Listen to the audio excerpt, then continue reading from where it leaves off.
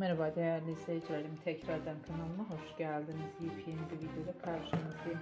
Sizler için yeni görüntüler, aşk dolu paylaşımlar sunuyorum. Paylaşımlarım Yağmur Öztürk ve Erkan çiftinden olacak.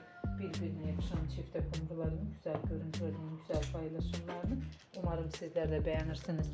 Şimdilik benden bu kadar. Yeni videolarımda yeniden buluşmak üzere. Hoşça kalın, sağlıcakla kalın arkadaşlar.